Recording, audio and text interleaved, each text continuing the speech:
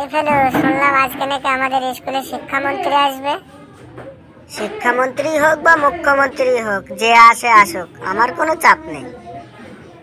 তোর আর কি চাপ রে, তুই তো সব গোজা মিল দিয়ে মিলিয়ে দিস। এই চুপ, স্যার আসছে। Good morning sir. বস বস, সকালে বসে পড়। আজকে কিন্তু তোদের স্কুলে শিক্ষামন্ত্রী আসবে। তোরা কিন্তু ঠিকঠাক উত্তর দিস বাবা, আর তোরা যদি ঠিকঠাক উত্তর না দিস না হলে কিন্তু আমাদের চাকরি চলে যাবে। স্যার, শিক্ষামন্ত্রী যখন আমাদের প্রশ্ন ধরবে তখন কিন্তু আপনি আমাদের একটু হেল্প করবেন স্যার, কারণ এর সাথে আপনাদের চাকরি থাকা না থাকার বিষয় স্যার। বেশ, আমি যতটা পারবো তোদের হেল্প করব। এই মনে হচ্ছে মন্ত্রী মশাই চলে এসেছে। আসুন স্যার, আসুন স্যার, আসুন। বসো বসো, তোমরা সবাই বসে পড়ো। তা তোমরা সবাই কেমন আছো? স্যার, এতক্ষণ ভালোই ছিলাম, এবার আপনি এলেন তো তাই একটু টেনশন হচ্ছে। টেনশন হচ্ছে কেন বাবা? স্যার, আপনি কি না কি প্রশ্ন ধরবেন তা আমরা ঠিকঠাক উত্তর দিতে পারবো কিনা তাই। আমি খুব সহজ প্রশ্ন ধরবো, আর কালেক্টরের মুখে শুনেছি তোমরা খুব ট্যালেন্টেড ছাত্র, তাই তোমাদের দেখতে চলে আসলাম। স্যার, খুব ভালো করেছেন। স্যার, আপনার পিছনে দাঁড়িয়ে আছে ওই লোকটাকে? ওটা আমার বডিগার্ড, মানে দেহরক্ষক। আমি যেখানে যাই ও আমার সাথে যায়। এবার তাহলে আমি তোমাদের কিছু প্রশ্ন ধরি। হ্যাঁ স্যার, ধরুন। তাহলে তুমিই প্রথমে দাঁড়াও। বলো তো, আমেরিকার এখন যে রাষ্ট্রপতি আছেন ওনার আগের রাষ্ট্রপতির নাম কি ছিল? Donald Trump, Donald Trump, Donald Trump. Sir, petrol pump. Petrol pump? সে আবার কি? ওটা পেট্রোল পাম্প না, ওটা ডোনাল্ড ট্রাম্প হবে। প্রথমেই আমার মেজাজটা একদম গরম করে দিলি। বললাম ডোনাল্ড ট্রাম্প, ও বলল পেট্রোল পাম্প। গলায় ওড়না দেওয়া ছেলেটা, তুমি দাঁড়াও। তুমি ভারতের একটা জাতীয় সড়কের নাম বলো তো। NH 47, NH 47, NH 47। Sir, AK 47। বললাম NH 47, এ বলছে AK 47। দিলি তো আমার মেজাজটা একদম খচিয়ে।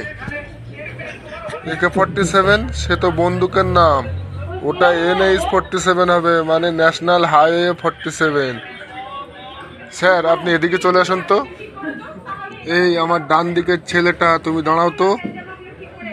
বলো তো, একটি লোক 5 কিলোমিটার রাস্তা যেতে 2 ঘন্টা নেয়, তাহলে ওই লোকটির 20 কিলোমিটার রাস্তা যেতে কত ঘন্টা নেবে?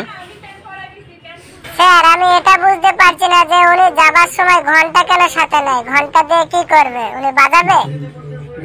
আরে মহা মুশকিল তো। আমি মন্দিরের ঘন্টার কথা বলছি না, আমি সময়ের ঘন্টার কথা বলছি, মানে ঘড়ির ঘন্টা, টাইমের ঘন্টার কথা বলছি। স্যার, বলতে পারবো না স্যার কত ঘন্টা ঘন্টা নেবে। স্যার, আমি বলবো। হ্যাঁ বলো তো দেখি। স্যার, আমার মনে হয় 5 কিলোমিটার রাস্তা যেতে যদি 2 ঘন্টা সময় লাগে, তাহলে 20 কিলোমিটার রাস্তা যেতে ওই 2 ঘন্টা সময়ই লাগবে। 5 কিলোমিটার পথ যেতেও 2 ঘন্টা, আর 20 কিলোমিটার পথ যেতেও 2 ঘন্টা, এটা কিভাবে সম্ভব? স্যার, ওই ব্যক্তি যখন 5 কিলোমিটার পথ যাবে তখন সে স্যার সাইকেলে চড়ে যাবে, আর যখন সে 20 কিলোমিটার পথ যাবে তখন সে তাড়াতাড়ি যাওয়ার জন্য মোটরসাইকেল চড়ে যাবে। তাহলে সাইকেলে 5 কিলোমিটার পথ যেতে 2 ঘন্টা সময় লাগবে, আর মোটরসাইকেলে 20 কিলোমিটার পথ যেতেও 2 ঘন্টা সময় লাগবে। তুই তো দেখছি একদম অঙ্কের জাহাজ হয়ে গেছিস, তুই দাঁড়িয়েই থাক। স্যার, আমার মাথাটা কেমন টনটন করছে, আমি বসবো স্যার? আরেকটা প্রশ্ন ধরবো আমি, এটা যদি পারো তাহলে তোমাকে বসতে দেব। বলো তো দেখি, বল্টুর বাবার বয়স বল্টুর বয়সের থেকে 3 গুণ বেশি। 10 বছর পর বল্টুর বয়স 25 বছর হবে, তবে এখন বল্টুর বাবার বয়স কত? এই ছেলেটা কোথায় গেল রে? স্যার, ও যেভাবে গেল আমার মনে হয় ওর খুব জোরে হাগা পেয়েছে, মনে হয় পায়খানায় গেল। স্যার, আমারও ওটাই মনে হচ্ছে, ও মনে হয় হাগু করতেই গেল। চুপ, বক বক বন্ধ করো। স্যার, স্যার, বল্টুর বাবার বয়স 45 বছর স্যার। তুমি আগে বলো, তুমি কোথায় গিয়েছিলে? স্যার আমাদের পাশের ক্লাসে বল্টু পড়ে, তাই ওর কাছে গিয়েছিলাম ওর বাবার বয়স কত ওটা জানতে। ও বললো 45 বছর স্যার। আমাকে তুমি বোকা পেয়েছো? যাও জায়গায় গিয়ে দাঁড়াও। স্যার আমি বসবো, আমার পাটা কেমন ঝিমঝিম করছে। বেশ, তোমাকে একটা প্রশ্ন করছি, যদি ঠিকঠাক উত্তর দিতে পারো তাহলে বসতে দেব। স্যার বলুন স্যার, কি প্রশ্ন? বেশ, বলো তো, রাতের বেলায় গাছের নিচে ঘুমাতে নেই কেন? স্যার রাতের বেলায় গাছের নিচে ঘুমালে যদি গাছের ডালপালা ভেঙে গায়ের উপরে পড়ে তাহলে তার ব্যথা লাগবে, আবার হাত পাও ভেঙে যেতে পারে। তাছাড়া ওই গাছে যদি কোনো বাদর বা হনুমান বা পাখি থাকে তাহলে যে ঘুমাবে তার গায়ে যদি পায়খানা প্রস্রাব করে দেয়, তাই রাতের বেলায় গাছের নিচে ঘুমাতে নেই। বাবারে বাবা, উত্তর শুনে তো আমি পাগল হয়ে যাব এবার।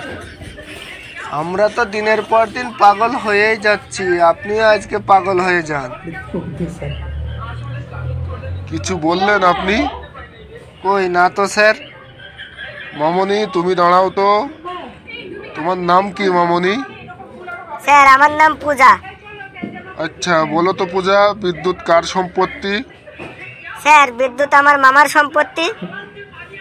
মামার বাড়ি আবদার পেয়েছিস, বিদ্যুৎ তোর মামার সম্পত্তি হলো কি করে? এমনি স্যার, কারণ যখনই বিদ্যুৎ চলে যায় তখনই আমার বাবা বলে শালার বিদ্যুৎ আবার চলে গেল রে, তাই স্যার বিদ্যুৎ আমার মামার সম্পত্তি হলো না। কি সাংঘাতিক মেয়ে রে বাবা। আমার ডান দিকের ছেলেটা, তুমি বলো, আজাদ হিন্দ ফৌজ কে তৈরি করেছিলেন? স্যার আজাদ হিন্দ ফৌজ যিনি তৈরি করেছিলেন তাকে আমি চিনি না, না হলে স্যার আমি আপনাকে বলে দিতাম। কি সাংঘাতিক রে বাবা। স্যার আমি বলবো। বলো দেখি। Sir Netaji Subhash Chandra Bose sir. বাহ বাহ, কেউ তো একজন সঠিক উত্তর দিয়েছে। বাবা তুমি বসো। এই তোরা জীবনে কোনোদিনও কারোর জন্য কোনো ভালো কাজ করেছিস কেউ? স্যার আমি স্যার ভালো কাজ করেছি স্যার। আমি স্যার একবার স্যার একটি মানুষকে মৃত্যুর হাত থেকে তার জীবন বাঁচিয়েছিলাম স্যার। বাহ বাহ, ভেরি গুড ভেরি গুড। কিভাবে জীবন বাঁচিয়েছিলে বলো তো দেখি। স্যার আমি একবার মেলায় গিয়েছিলাম, সেখানে একটা ভিখারি আমার কাছে 5 টাকা চেয়েছিল। তখন আমি ওই ভিখারিকে বলেছিলাম যদি তোমাকে আমি 5 লাখ টাকা দিই তাহলে তুমি কি করবে? তখন ভিখারিটি বলল যদি আমি এখন 5 লাখ টাকা পাই তাহলে আমি খুশিতে একদম মরেই যাব। এটা শুনে আমি ওনাকে একটা টাকাও দিইনি। এইভাবে আমি একজন ভিখারির জীবন বাঁচিয়েছিলাম স্যার। কি সাংঘাতিক জীবন বাঁচানো রে বাবা। এইরকম কায়দায় কারো জীবন বাঁচানো যায় এটা তো আগে শুনিনি। আর যদি তোদের কিছু প্রশ্ন করি তো আমি এখানে আমার জীবনই হারিয়ে ফেলবো। আমি চললাম স্যার। আমিও আসি, তোরা বস। বন্ধুরা ভিডিওটি কেমন লাগলো অবশ্যই কমেন্ট বক্সে কমেন্ট করে জানাবেন, আর ভিডিওটি লাইক করে চ্যানেলটি সাবস্ক্রাইব করুন, আর চ্যানেলটি শেয়ার করুন এবং হাসতে থাকুন, সুস্থ থাকুন এবং আমাদের নতুন নতুন ভিডিও দেখতে পাশের বেল আইকনটি টিপে দিন।